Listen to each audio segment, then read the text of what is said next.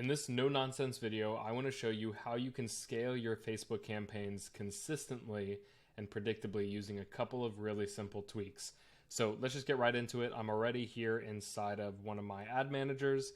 And as an example, I want to show you a couple of different ways that you can scale your winners sustainably. And that's really the biggest thing, because on Facebook ads and a lot of ad platforms, when it comes to scaling, that's where things start to break, unfortunately. But there's ways to remedy it and ways to prepare so things won't break as much as they will if you would decide that you want to start scaling things.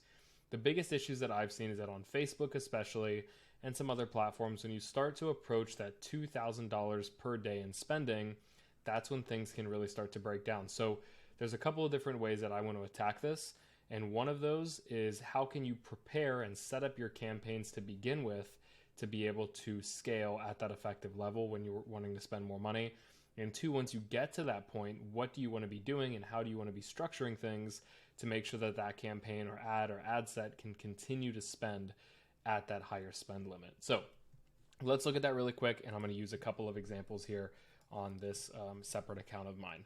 So let's say we're taking a look here, and this campaign right here, for the lifetime of it, spent $1,300 bucks. It's got 9 sales at 145. So for this product, that would be profitable. There's a couple in here, and obviously there's some that are doing better than others. What's the plan? How are we going to scale it?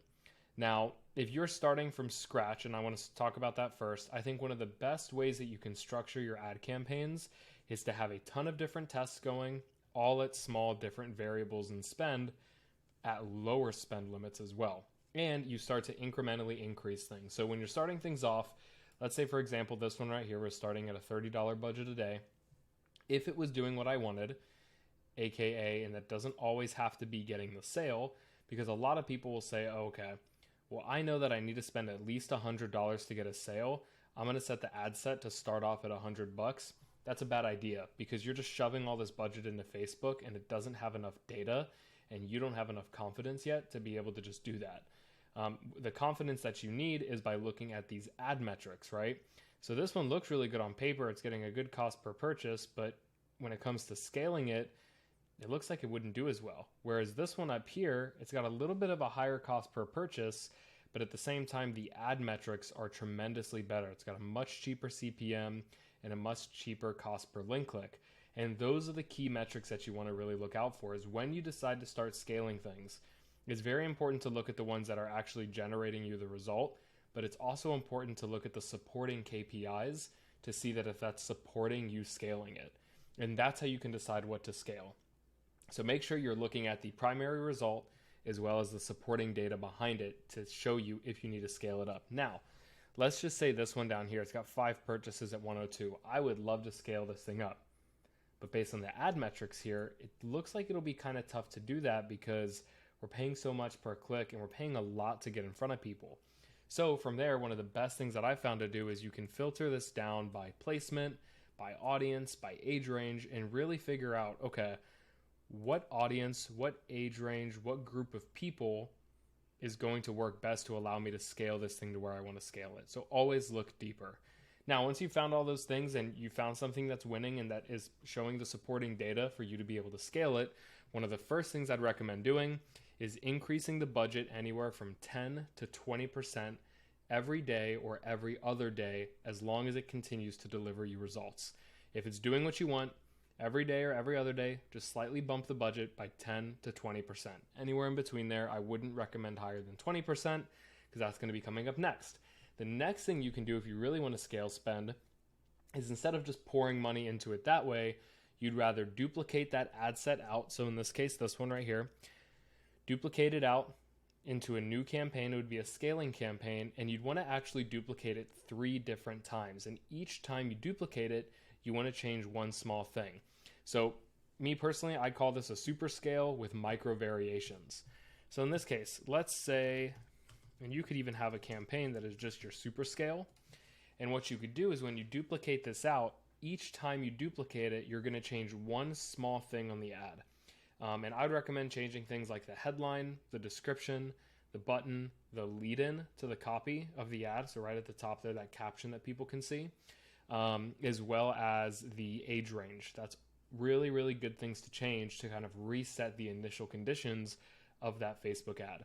The last thing I want to mention is, okay, say you have an ad that's just crushing it, even at a higher budget. How can you continue to scale this thing? CBOs is a big one, and testing out different ways to spend the budget. You'll see here when you're in Facebook, it gives you the default setting, which is to spend this as a daily budget. But there's actually a way that you can set this up where you can have it spend a lifetime budget. And I've seen that setting things up as a lifetime budget can actually have a really, really big significant impact on the performance of your ad campaigns. So I'd really recommend giving that a shot when you're trying to scale things up. It can really, really be helpful. So as a quick recap, here are the couple of things that you should be doing if you want to scale your Facebook ads predictably more than anything else.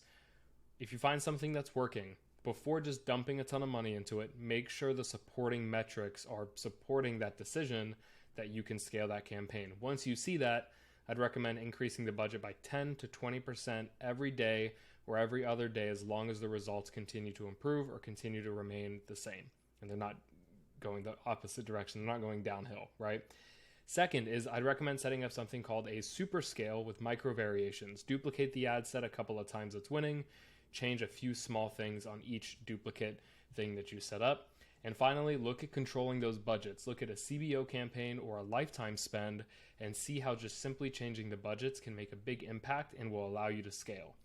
Scaling can be a slow process, but you need to build up to it. So don't just try to rush in and scale something because it may look good on paper at first, but the second you try to scale it, I've seen so many ad accounts just die, and then it takes a while for them to come back as well.